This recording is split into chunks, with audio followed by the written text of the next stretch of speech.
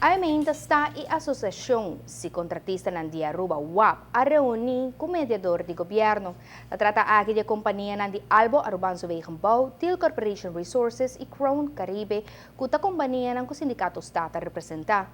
A reunião estava especificamente para finalizar a CAO, com o mês de 30 na vigor pro mês de julho, pero o partido não chega na outro. Nang manda-nos texto ayer de concepto de contrato coletivo e lo que nós sabemos nota de que o overtime que a gente na que trabalha arriba já sabra, me servoram pagando 200%, pero na gente na 175%.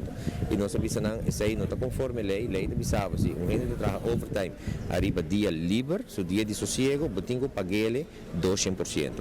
E arriba dia de festa também. Que me que passa de caso que não dirigente não de WAP está violando a lei e não está violando o contrato coletivo também, porque tem o contrato coletivo anterior e está pondo bom claro também, agora para trabalhar de sábado tem vergoeding com 100% extra, dus beter 200%. Nós informar a secretária de WAP ayer que nós não confirma esse ou que um texto assim é ding, pero em nenhum momento está a cancelar nenhuma reunião. O argumento está que se está visto que não está firma o texto assim nem nada, que não está apresentar para a reunião. Ainda e esse aqui é o resultado, nós sabemos ok, você está representar, bora se ribará, não é por e-mail bate, não de fim chega, 10 horas bate, por de fim chega, nós podemos cosplay.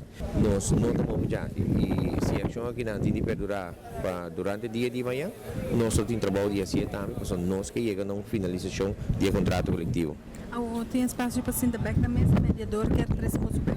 Sim, o mediador agora que está bezig com juridische zaken, que está trabalhando texto, então o texto está propondo a cada partido, o texto está concernir o artículo 11.b do contrato coletivo, o qual está overtime arriba dia de sábado, então se tur dos partido por viva com ele, então orinando nos está firme o contrato coletivo, lagando a decisão de man de juez arriba o artículo 11b do contrato coletivo.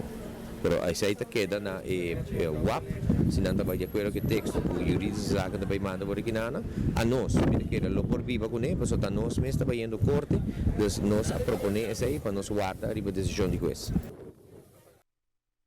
Se trata aqui de mais ou menos 320 para 350 trabalhadores que não estão contentes com a situação.